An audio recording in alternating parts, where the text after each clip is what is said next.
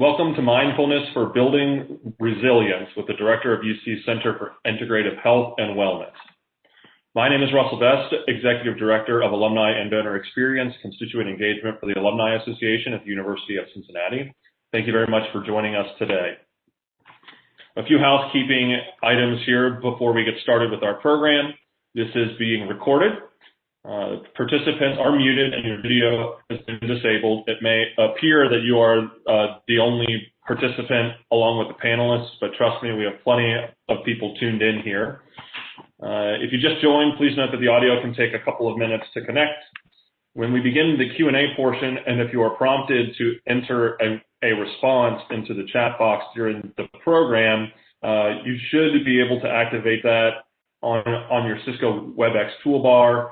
If it's not already visible, feel free to use that chat box to send questions and comments during the program. We will do our best to answer as many questions as possible. If you need more help tech troubleshooting, please reach out to Lori McDermott. Her contact information is in your confirmation email that you should have received. We'll now begin the program with a brief video message from the Executive Director of the Alumni Association, Jen Heisey.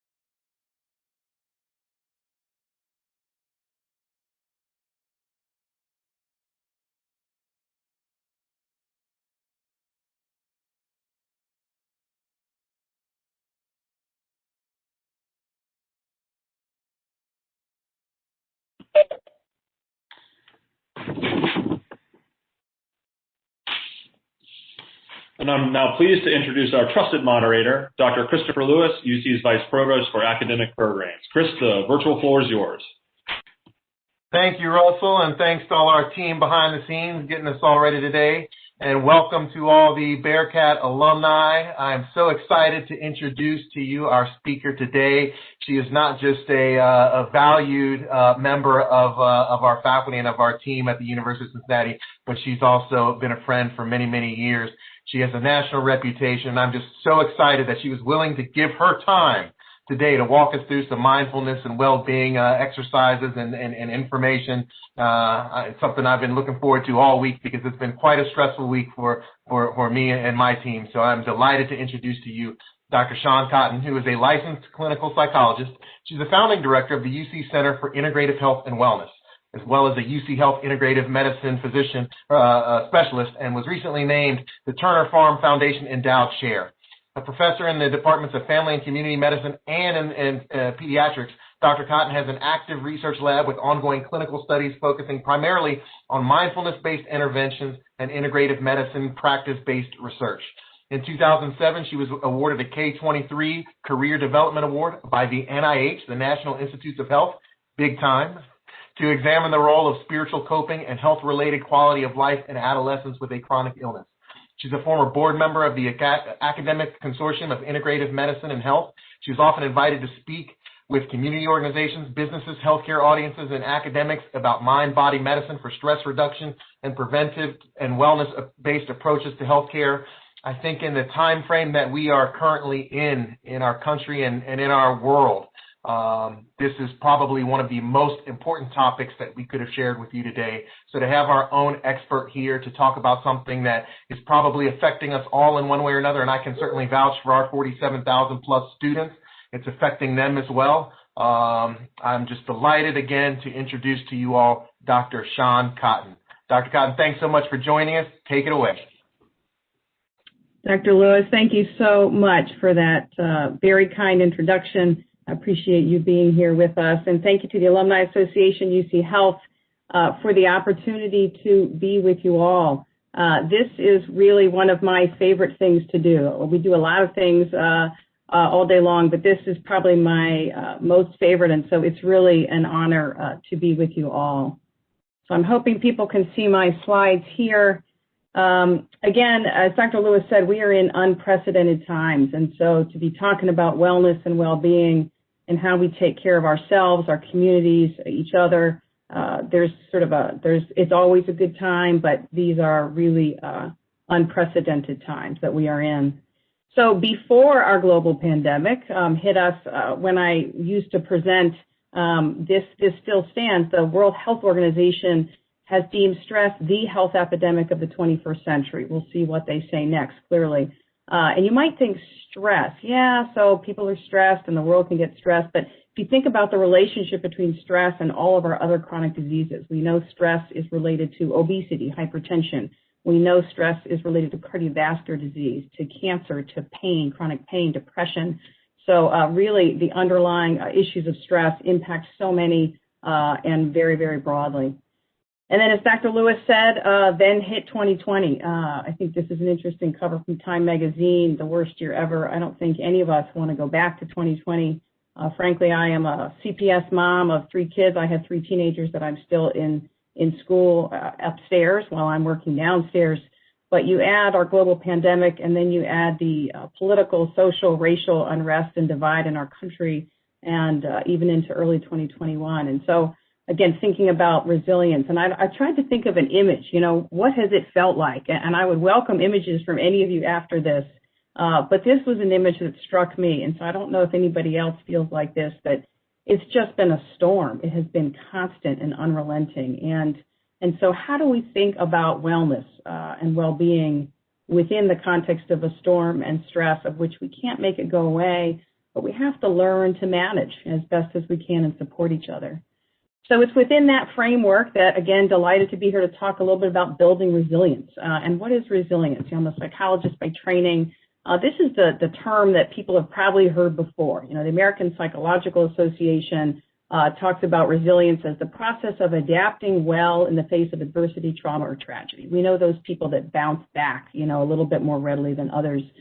But I actually like this definition better. Our colleagues, Drs. Epstein and Mick Krasner, talk about resilience as not just bouncing back, but actually that resilient individuals grow stronger in the process. And for those of you who know anything about trees, what happens with the way that trees root is that when they get bent, they actually, when they come back up, they come in stronger, they root down stronger. So I like this image. I think it's a nice image. And this is a wonderful book by a psychiatrist, Stephen Southwick, that talks about resilience can be learned by anyone. And absolutely, different community members have different adverse events in childhood. They have different economic factors.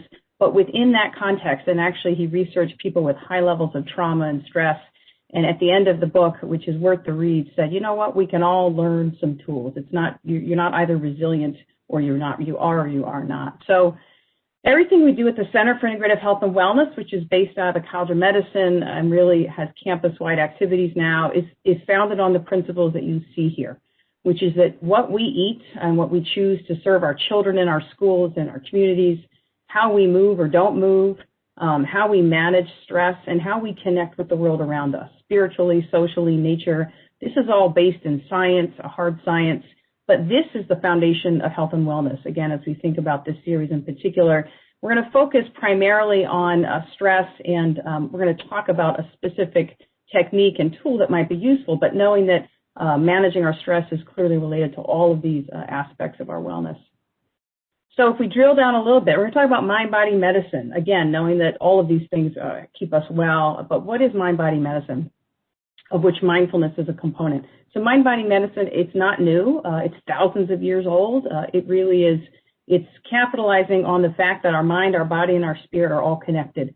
And of course, on the line, you say, well, of course, that's true. Unfortunately, we have a healthcare system that doesn't really operate like that. It kind of pulls apart our mental health from our physical health, but, we're going to take care of our gut health, but not our brain health. So it really, the field is about bringing that natural connection together, focusing on the interactions of the natural connections of our brain to our body and our mind.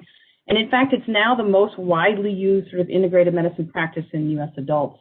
So one of our largest nationally representative sample, this was a phone call to 27,000 people. They do this every 3 or 4 years across our country in all different economic stratas, ethnic groups, age ranges. It used to be supplements. So 17% of the general U.S. population uses some type of supplement. So many of you might use melatonin or maybe fish oil or magnesium. Mind-body practices in the last several years have actually surpassed supplements as the number one sort of integrative practice now used. And these are what we're talking about. Many of you on the call probably use some of these. Meditation, maybe use guided imagery for sports or for presentations, autogenic training, acupuncture, breath work, Tai Chi or yoga, kind of a movement-based meditation, many of which are done within group support and certainly exercise. But these are sort of the areas that we think about when we think about mind-body medicine. And why are we talking about it, right? We're coming from the medical school. Sean, what are you doing talking about this? Well, as Dr. Lewis and others on the call know, there is robust evidence for the efficacy of mind-body therapies. This is an early study, 2003, but it's still one of the best reviews. And we know that decades of science show us that people that incorporate mind-body therapies along with their traditional treatments, maybe it's medication-based, maybe it's surgery or other kind of more conventional therapies, but that this is being incorporated in medical centers and hospitals, certainly nationwide and worldwide, because we know it works for things like stress and anxiety. We know the data for headaches, for insomnia, looking at disease and treatment-related symptoms of cancer, cardiac rehabilitation, lots of different pain conditions. There's wonderful data for the use of guided imagery actually in improving post-surgical outcomes. So the data supports the use of these therapies. So again, back up with me a little bit, coming to the medical school. Let's talk about physiology for a minute. I'm not a physiologist, but let's think for a minute about the stress response and why, again, we might want to think about utilizing things like mind-body techniques. So everyone knows what happens, and we're not in a room where we can talk now, but just for yourself, remind yourself what happens when the stress response kicks in your body, right? You're crossing the street and a car comes by or somebody startles you, and what happens? Your heart rate goes up, you're sweating, your blood's pumping, you're ready to go, you're ready to fight whatever happens. And it's an amazing physiologic response. Your brain perceives there's a threat, and if the brain says, yes, this is a threat, this fabulous cascade happens, and it happens instantly. Hormones are released, and your body really kicks into gear. And what's activated is this sort of sympathetic nervous system, and you're ready to go. And if we were in person, I would ask you, is this good or bad? So you can just answer yourself now. And the answer is it depends. It depends. It's fabulous. It gets us out of the way of danger. But I would say if people can see me, if you have one of these, meaning a phone or anything, you're in a constant state of stress response because someone texts or your kid doesn't or your spouse doesn't respond. And so we're not talking about acute, but we're talking about chronic stress. And I would advocate that certainly in 2020, but even before that, many of us in our communities around us are in a state of chronic stress, and that's not what this was designed for. In fact, the most amazing part of this system is it's designed to shut off immediately when the threat goes away. But herein lies our problem, because the threat often doesn't go away. And so what do we know about chronic stress in the brain? This might be surprising to some, but probably not all. We know that the brain actually, from a functional standpoint, undergoes transformation when there's high levels of chronic stress. And one thing, for example, I'll point out here is hippocampus atrophy. So again, think about what's one of your functions of the hippocampus within your brain. Short-term memory is one of its functions. And so what we know is we actually get shrinking of the hippocampal cells, the dying off the cells.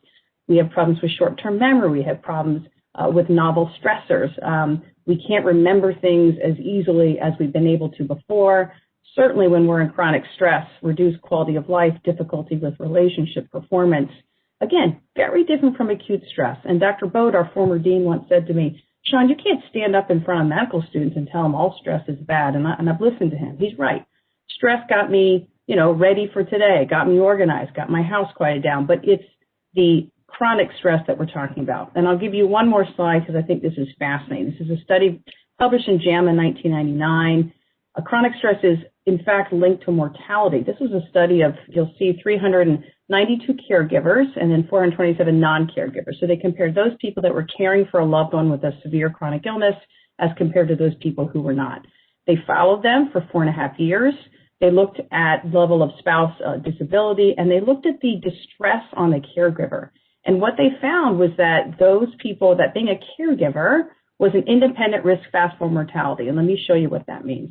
So over here, the bottom line is distressed caregivers died earlier than caregivers who were not distressed. So if you look at this bar graph here, in the blue, and again, this is the relative risk of mortality. In the blue, you have your controls, the people that did not have a loved one they were caring for.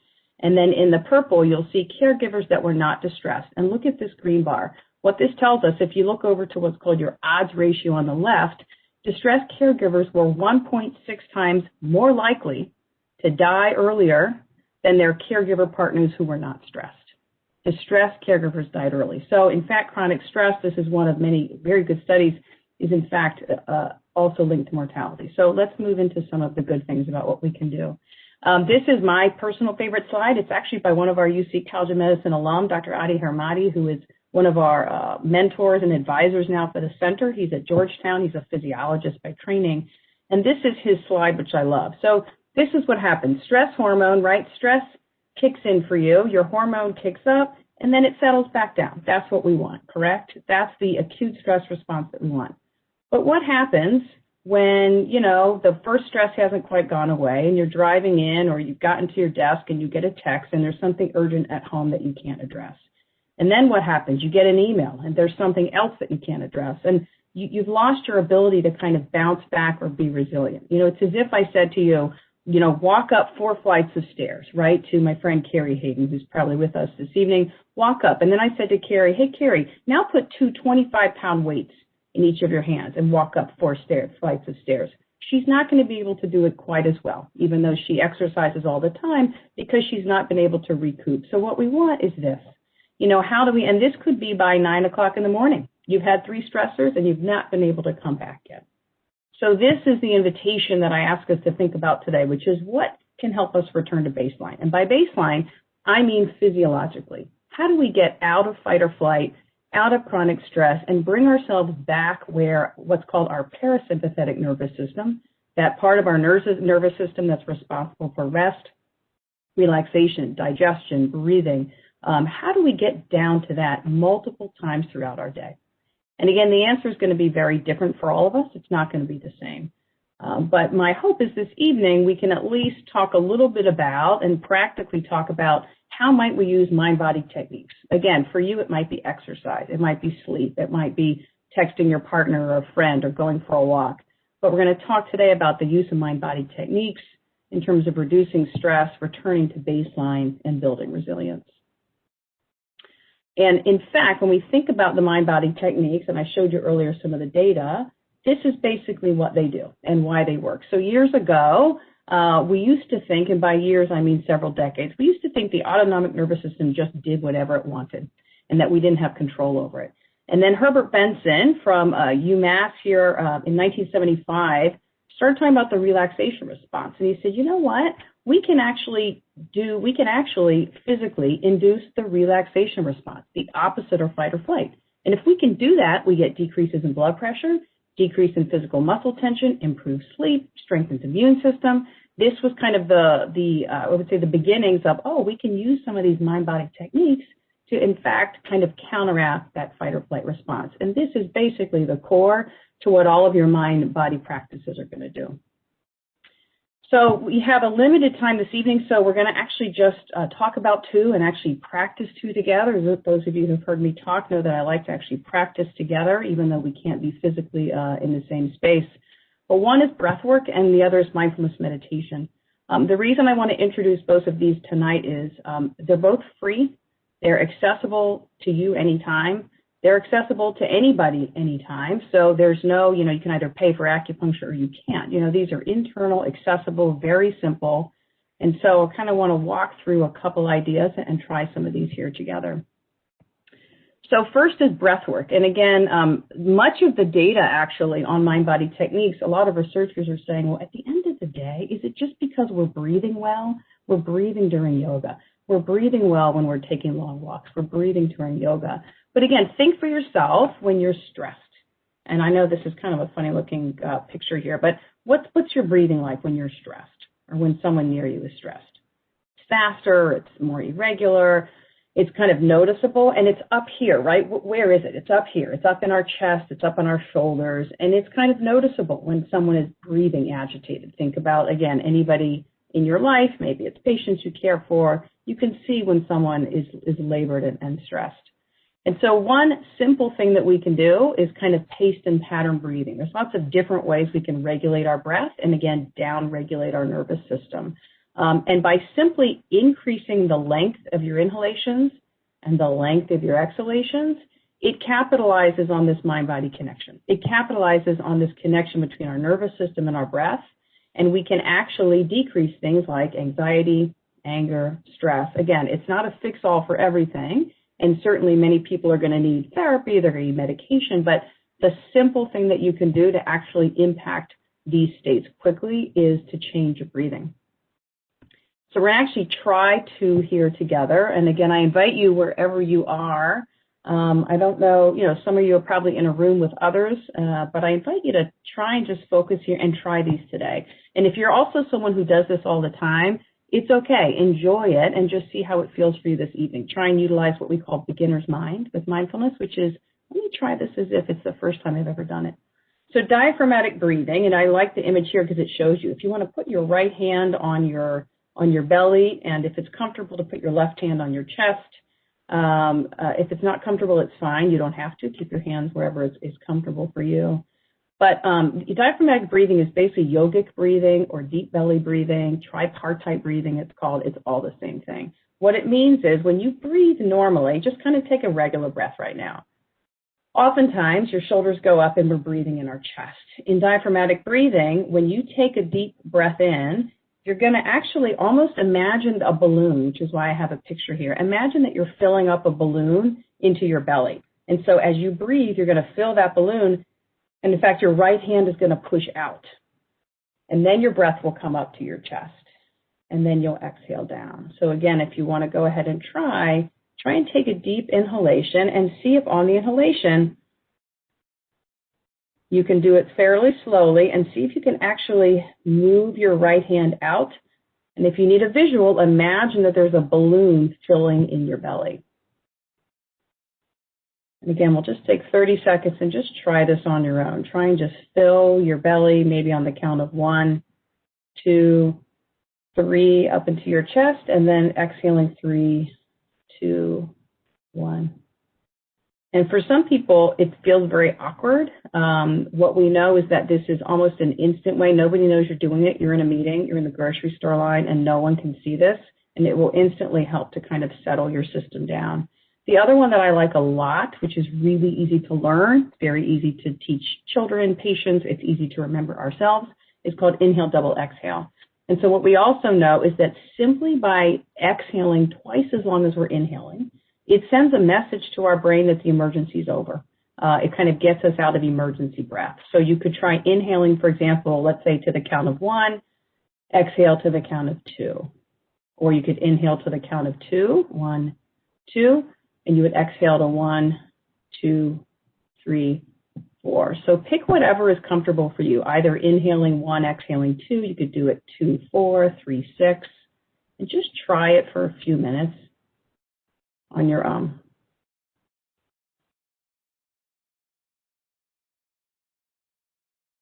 And if it feels awkward, by the way, don't just then take the counts down. If for some reason you feel lightheaded or it doesn't feel right, just go back to 1, 2.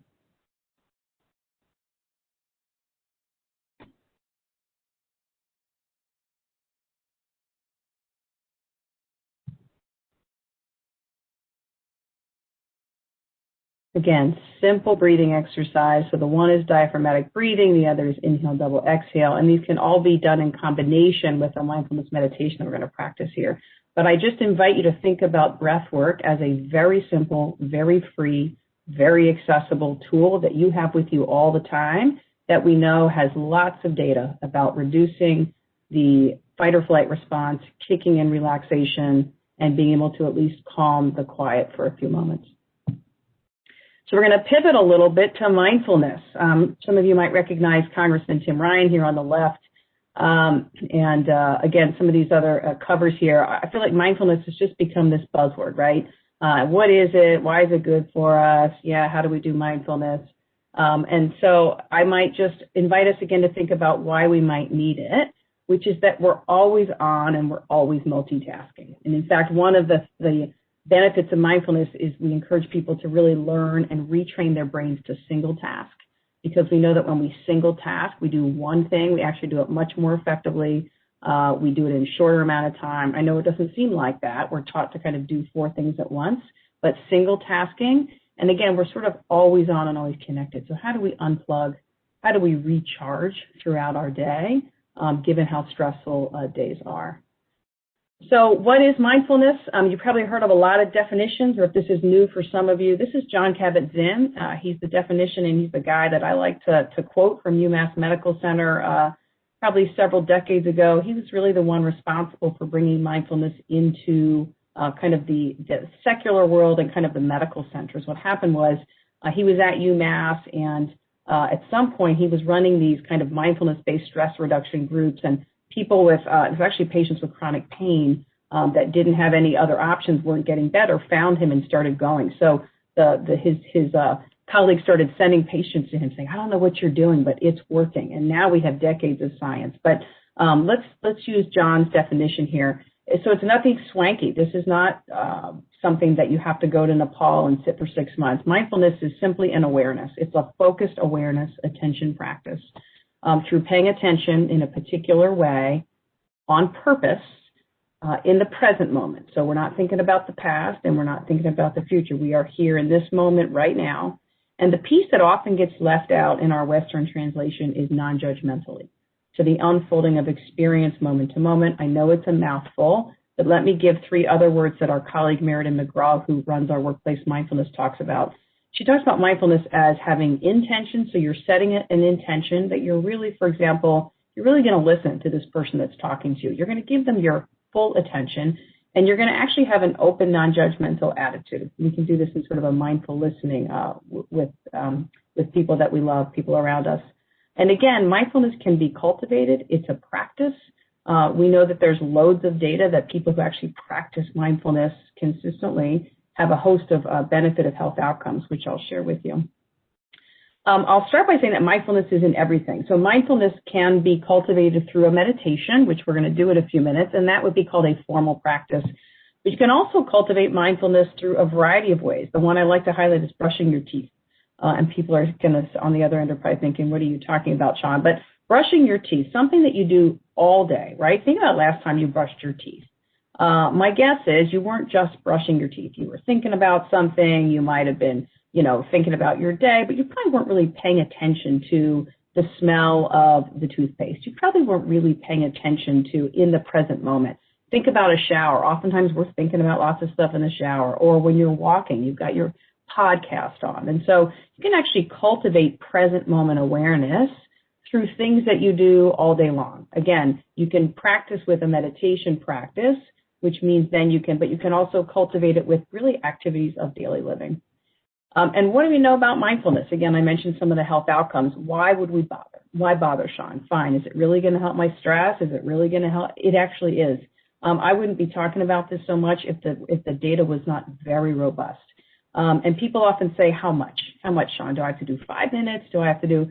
The data I'm showing you now and the summary of the data are mostly from 8-week programs. This isn't just someone who listens to an app, twice and all of a sudden they're less depressed. These are people that commit to 8-week programs and that commit to a daily practice. Most of the research has been done on 8-week programs because behavior change takes time, right? So we know that people that practice mindfulness have reduced stress, decreased levels of anxiety and depression, improved confidence, and the ability to concentrate and focus. Focus is a big one in performance. We actually are currently working with some P&G clients, and their teams really want to increase focus, increase peace of mind, optimism, and self-worth. So psychologically, it's impactful. And then physiologically, we know that people who practice mindfulness decreases in hypertension, decreases in heart rate, the stress level goes down, reduced sympathetic arousal, strengthened immune system. Some very good data to suggest that we can strengthen our immune system, reduce levels of pain. So you might think about this as sort of the physiology of de-stress. And I'm sure we have many scientists on the call. You know, why is that? Why would people who do this feel better and have better physiology? There have been quite a lot of studies in the last, especially 20 years. Sarah Lazar's group out of Boston is one of the best places. Richie Davison in Wisconsin, Madison, if people are interested, to really look at the science behind the neurologic benefits and what are some of the pathways. So what we know is that people that practice mindfulness actually have measurable changes in the areas of the brains involved in memory, learning, and emotion. So what they do is they do sort of an fMRI, like a brain scan then of the person. Then they do a scan again after 8 weeks. And what they see is, we used to years ago think that the brain was static and then it didn't change. Now, of course, we know much more than that. We know that the brain is what's called neuroplasticity, that the brain is able to be shaped and changed.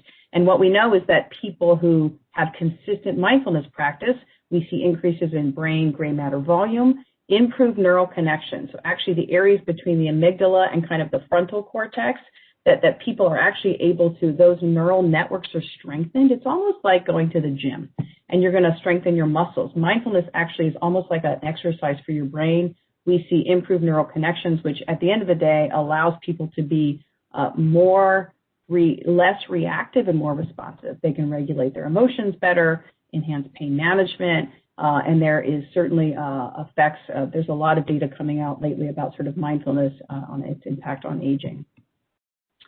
So we're going to do a practice here. And again, since we can't see each other, if you really don't want to do it, you can just sit there. You can work on your grocery list, or you can take a break if you need to. But I invite you to just try because, and even if you're someone who actually has a practice, just try this today because sometimes it can feel different on different days. And what I'm going to invite you to do in a minute or two is a brief mindfulness meditation. And by meditation, I just mean kind of a seated practice. I'm going to invite you to be comfortable. And then I'm going to guide you through it. I'm going to ask you to kind of keep coming back to your breath, for example.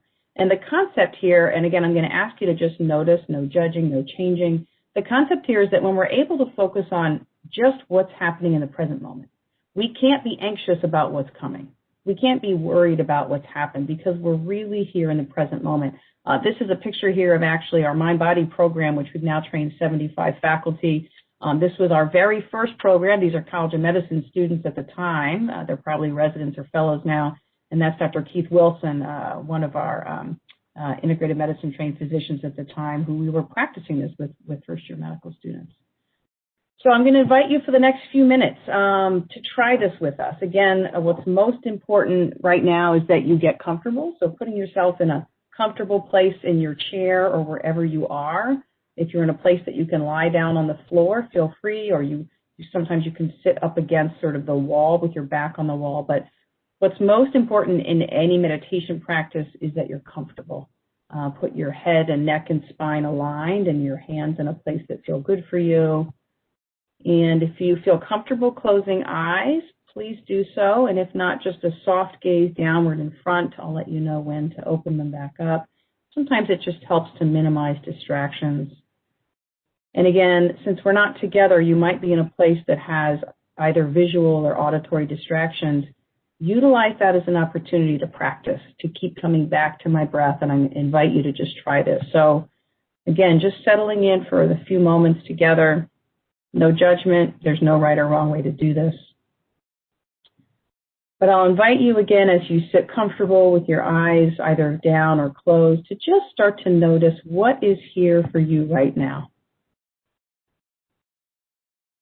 Just almost a check-in with yourself. What thoughts are you having? How does your physical body feel in this moment?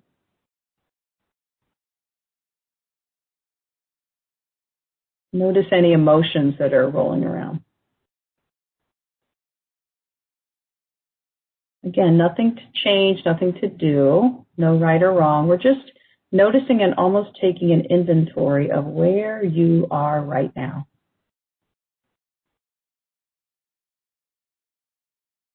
You might say to yourself, whatever I'm feeling, it's already here. So let me just experience it.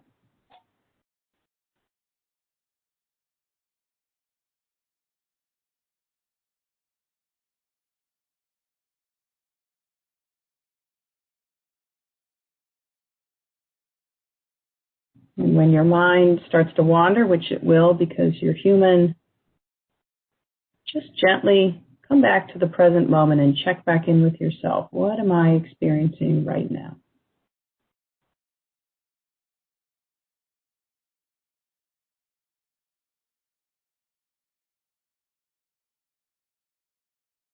And now in this second moment, see if you can take all of your awareness and your attention and put it onto your breath. See if you can really notice the feelings of the inhalation and of your exhalation. Maybe you'll notice the gentle rise and fall of your abdomen, maybe the cool air moving in and out of nostrils. Again, we're not forcing or changing the breath. We're just noticing how the breath feels in this moment. Is it shallow? Is it deep? Where is the breath in the body right now?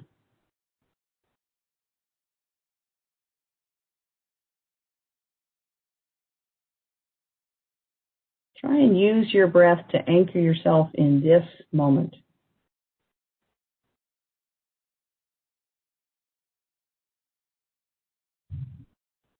Again, when the mind wanders into thoughts of the past, fantasies,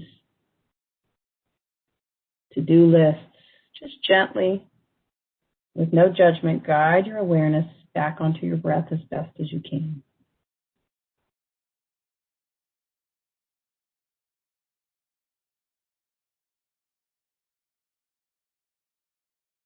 And now in this final moment, see if you can become aware of your entire being right now. Maybe utilizing your breath as a guide, starting with the breath down at the toes, watching the breath move up the legs, into the hips, the belly, the torso, the chest, the neck, and out the top of the head. Really seeing if you can sense your full being in this moment.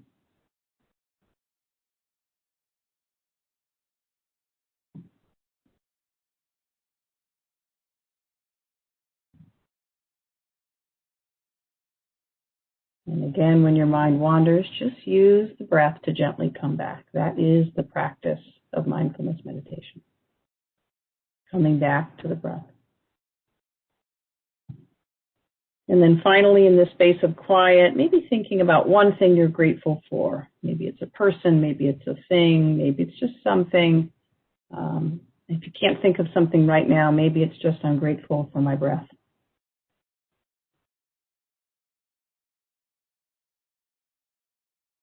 And then thanking yourself for the opportunity for a few moments of quiet or pause or exploration, slowly starting to guide your awareness and your attention back into whatever space that you are in, maybe wiggling fingers, toes, a shoulder or neck roll, standing up. Maybe you've noticed that your back is sore from sitting. And then gently allowing your eyes to open and coming back into the space. Welcome back. I'm going to invite you actually as you come back to see if you can, chat in, see if you can go to your chat box and just chat one word. How do you feel right now? Just one word. And I can see it, others can't, but I can go ahead and read out loud. See if you can just chat one word of how you feel. Relaxed. And there's no right or wrong. Relaxed. How do other people feel? Yep, what else? Just one word. Pop it into the chat box. We've got some people that feel relaxed. Anyone feel sleepy? Some people actually feel more energized after they take a few moments away, sleepy. Yeah. Again, no right or wrong answer. Heavy, yeah, sometimes you can have a sense of heaviness, heavy, calm, blessed. Yeah, I love these. Again, there's no right or wrong. Focused on what's important in life. Yeah, sometimes just a few moments allows us to just check in, right? Check in with how you are. Attentive. That's a great one. Great. So again, what I did was I put this up here. Zindel Siegel is the co-founder of what's called mindfulness-based cognitive therapy. This is a 3-minute breathing practice that you can easily find online. Calm. Great. Thank you. So again, just a brief practice. If you've not tried it before, I'll give you a couple of resources as we wrap up here. That is my 12-year-old son. He'd be mortified if he knew I put the picture of him meditating at our pool in Hilton Head last summer. But how do you do this, right, Sean? How do I start? How do I start breath work? How to do meditation? Maybe I want to introduce it to my partner or a friend. What I invite you to do is pick a time when you won't be interrupted. If needed, put a sign on the door. I know a dean that has a sign that he puts on the door saying, leave me alone, not available, I'm breathing for the next 5 minutes. So if you're in a place where you have to put a sign, be consistent. So just like any behavior change, think about exercising your muscles during exercise. You got to be consistent. It's most beneficial. People always say, how much do I have to do? It's kind of like how much exercise. Well, the reality is the more you exercise and move, the better it is for you. Same thing with meditation. It's more important that you're consistent than perfect. I say here start with just 5 to 10 minutes a day, but I tell you, if you're new to this, start with 60 seconds, 1 minute. 1 minute, just when you wake up in the morning, just focus on your breath for 60 seconds. That's all you have to do. That's what I started with, and then eventually I was able to get up to about 10 minutes, which is the right kind of time for me. Be comfortable. So I invited you to be comfortable. In any type of a seated practice, you want to be comfortable. Whatever that is for you, you want to be comfortable. You don't want to feel awkward or uncomfortable. Track your time and set goals. You know, we have these amazing apps and phones and things. And if you'd like to track a goal for yourself, give it time. So we're not used to slowing down. You know, one of my favorite poems says, I invite you to be a human being rather than a human doing for the next few minutes, because we are human doings all the time. So it's not easy to stop and be quiet for even 60 seconds. So give it time. It takes a while. It is a practice. This is a mindfulness practice. And again, regular is better than perfect. There is no perfect. Try something else. If a seated meditation is horrible, try something else. Do a walking meditation. If you like guided imagery with music or you hate the music, do it without music. So I invite you to try different types and really be gentle. Doing a mindfulness practice for your well-being and resilience, it shouldn't be one more thing that you have to add to your list. In fact, for some people that say, I just don't have any time in my day, we invite people to do what's called like habit chunking, where do something that you do all the time. So for example, brushing your teeth, and see if you can incorporate 60 seconds right next to that. Oftentimes that's a good way to start a new behavior, is to put it next to something that you already do. But there's no judgment. This is not to have to be another thing. It's just an open invitation to try it. So I'll wrap up with just a couple of my favorite resources. In terms of online, the University of Arizona is certainly one of the leaders in this field, and Andy Weil has great stuff there. I am so proud that you see that we are part of what's called the Academic Consortium for Integrated Medicine and Health. These are our other academic health partners around the country. We have about 150-ish medical schools in the U.S. 75, my friend, 75 are now members of this. We joined in 2009. We were the 46th academic health center to join. Now there are 75. These are the other places like Duke and Stanford and Harvard and UCSF that are doing clinical care research and education. So I invite you to go there. And then NIH, our National Institutes of Health, really one of our, leaders in funding research in this country. The National Center for Complementary and Integrative Health is a vetted site. Yesterday I sent an email to someone who was interested, who had RA, rheumatoid arthritis, and she was interested in what the science said. So this is a great website. Couple books, The Integrative Medicine Text by my friend Dave Rakel. This is what we teach the medical students. It has to be updated so quickly because the data's growing. And this is my favorite. John Kabat-Zinn book. Full Catastrophe Living is really big. This is very small. It's called Wherever You Go, There You Are. It's fantastic. Again, just as several resources to end with, these are some apps: Calm, Headspace, Insight Timer. I personally like Insight Timer. You can adjust it for, is it for anxiety, for stress? These are just a couple. You can pick any kind of music. These are just the ones. I actually sleep every night to sound healing, and I do my meditation to this thing called Angel Love. So I thought I would put that up there for you as well. Just a final few things from the center. We do a lot related to mindfulness. We feel strong about the data and what we can do. We do have a workplace mindfulness program that's now virtual. This is our director here, Meredith McGraw. We're working with ArtsWave, with Cincinnati Public Schools, with P&G, many at Cincinnati Museum Center, many in our community. We invite any connection from anybody who'd like to learn more.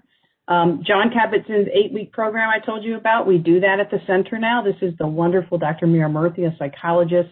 It is virtual, and in fact, it starts next week, February 2nd. So you can go onto the center website and register. We'd love to have you. And Dr. Barbara Walker does free virtual Mindful Mondays every morning, Monday at 8:30. You can be anywhere in the world. You can log on, and it's a real time. It's not a taped recorded. It's a live session with her. It's just a practice. You just sit, but it's nice sometimes to have other people there. So I will end there and just, again, thank you so much for the opportunity. Please stay connected with the Center for Integrative Health and Wellness.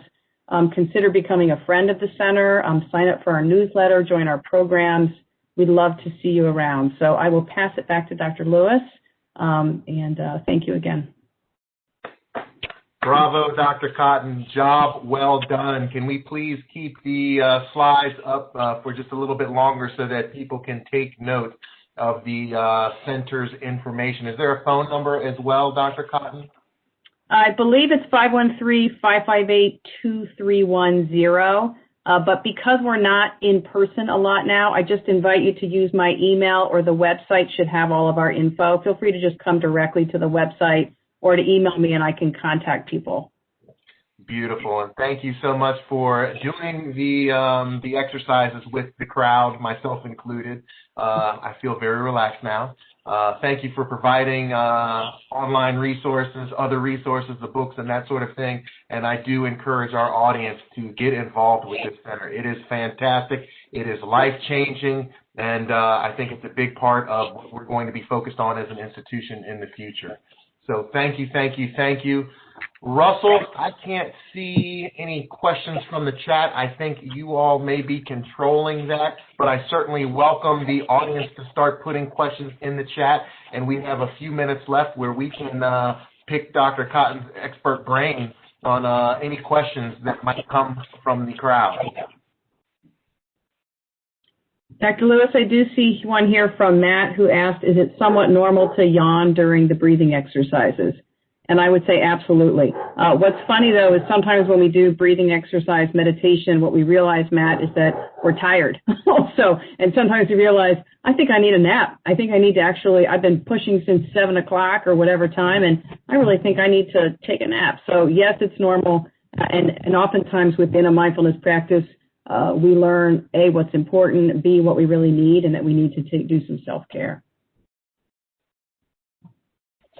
And Dr. Cotton, I think we have a glitch whereby I can't see the question. So if you see more questions coming in, by all means, please feel free to field them yourself.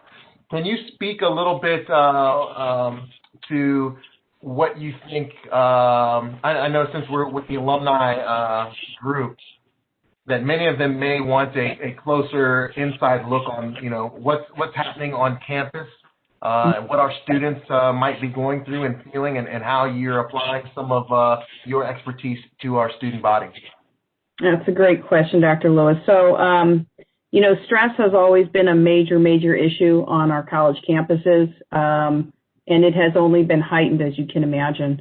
And so we've worked with a variety of different colleges. We've actually been working quite a lot with CCM recently with their performers to really try and, again, get these techniques to students, and not only to students, Dr. Lewis, but to our faculty and staff.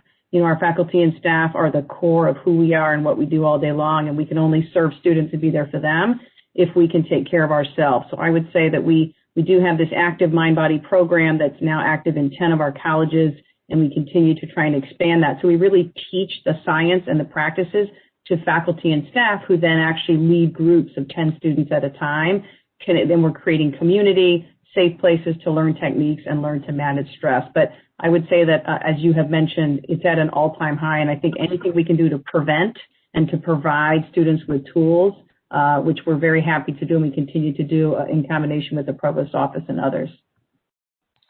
And I do know, I've heard firsthand from colleges in some of the budget requests that they've submitted that there is a lot of interest in growing your program on campus. So thank you for your willingness to continue to expand what you're doing. Absolutely. Happy to. Again, I can see the chat. I don't know if he can, but feel free to pop a question into the chat for me. I can see it right now. So if you'd like to add something, I'm happy to. It looks like someone is trying to speak, but we can't hear her. Lauren? Yes, I was just getting ready to. Dr. Cotton, we had a question come through.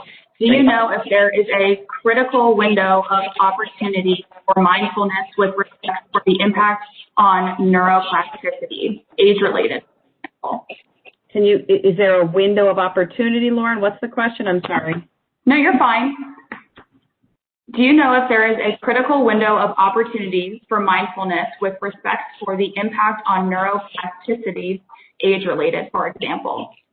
Great, thank you. So I don't know if I'm going to answer this correctly, but what I do know, several people have said to me, is it ever too late to start meditating, or what if I have dementia, or if my loved one does? And what we know is that it's not as if you've missed the opportunity, is what I'm saying. So it's good at any age. It's good no matter what your kind of capacity is.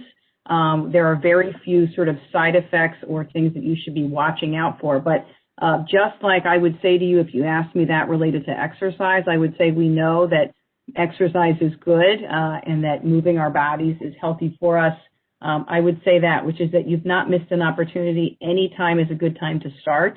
And start small, and you will start to see some of the benefits. Great. And then we had another one come through. For the 8-week breathing program that showed improvement for participants, was there a minimum amount of meditation/breathing practice per day, or did it include other activities? That's a good question. So again, much of the science has been done on the 8-week, again, the one that we are offering starting next week, the 8-week, John Kabat-Zinn mindfulness-based stress reduction course. A lot of it's been done on that. And that course, it's actually a 2-hour a week. It's a pretty intensive. You meet from like 6 to 8 p.m., every Tuesday, for example. So it's a 2-hour a week, course. And then there is daily practice. And actually, it's fairly extensive. It's at least sort of 30 minutes, maybe even a little bit more. That course is not for the lighthearted. Those are for people who really want to deep dive and go in deep. Now, that said, we actually did a study at UC Medical Center maybe several years ago where we thought, what if we just popped in for 30 minutes? Would nurses show up? Would frontline staff be able to show up?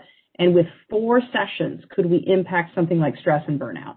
And we did. Even within 4 sessions of busy nurses and frontline workers learning some core techniques, again, the more you practice, the more benefit you're going to see. But that is what most of the science is based on. And then a follow-up question to that last question is, do the techniques work as well for children? For children? Oh, absolutely.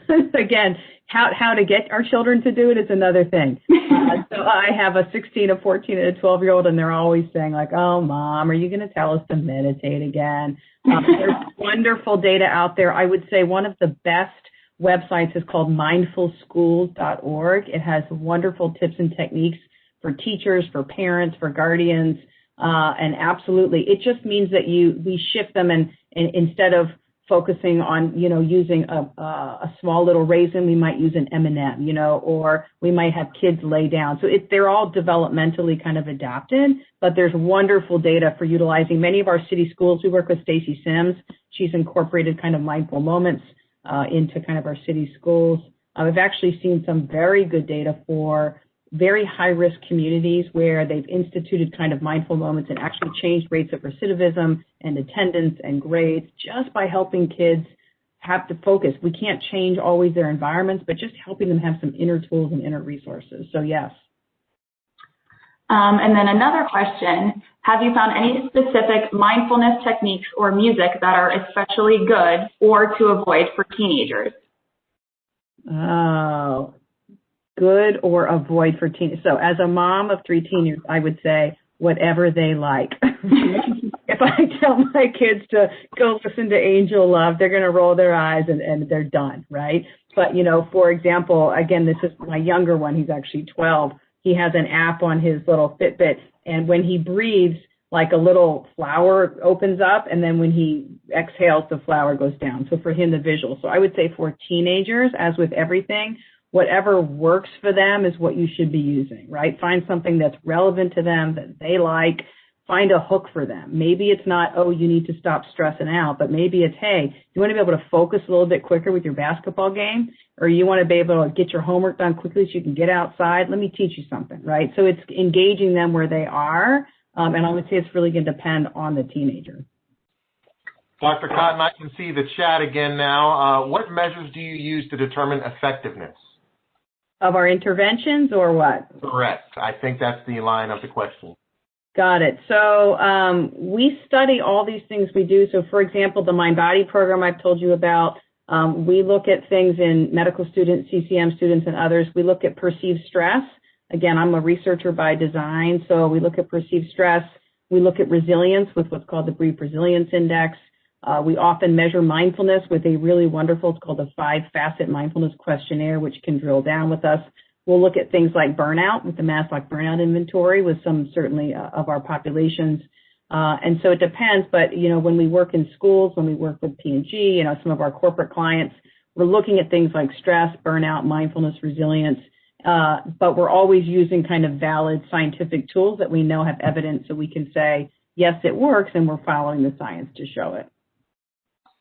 There's another question about the role of the kidneys. If you could briefly touch on that again. You had a chart showing a picture of the kidneys as it relates to physiological stress. Oh, of course, you're asking the psychologist, right? So whoever asked that, maybe Dr. Lewis can answer that. What that picture was really just talking about the fight or flight response and saying that, you know, the brain appraises stress. And if the brain says, yes, there's stress, it sends a little signal to your hypothalamus, which is like your little central, and it says, all right, go. And it releases hormones, and a cascade of physiologic responses happen. I can't tell exactly what they are. Maybe Dr. Lewis could, but it's an enormous, you know, physiologic response that goes through, and it releases cortisol, the stress hormone, other things, so that our body is actually ready to roll. So that's what the picture was just to say this is a physiologic response. But hopefully I showed you some things tonight that you can do to actually then settle that response down. By all means, and I know we want to be respectful of people's time. Is there any parting words that you would like to give to the crowd before Russell takes over and closes us up for tonight? You know, just again, thank you for the opportunity. I think the last year and a bit has been really difficult. Be gentle with yourself, be gentle with each other, give back to your community, which I know all of you do. The center is a resource. I'm so appreciative of Dr. Lewis, the provost, our dean, and others have really supported the work of wellness and prevention, and is critical all the time, but particularly now. So please stay engaged with us. We'd love to see you, hear from you. And again, everyone stay well, and please wear your masks. And thank you again for all the wonderful work you're doing. Russell, you want to take us home? I'm actually going to close us out. Russell ended up losing power from, I guess, the storm going on. This event was part of the new Bearcats Health virtual program series brought to you by the Alumni Association in partnership with UC Health, our academic health centers, other campus and community partners. We'll learn practical skills and the science behind them to simulate a healthy lifestyle and to build resilience in the face of ongoing stress.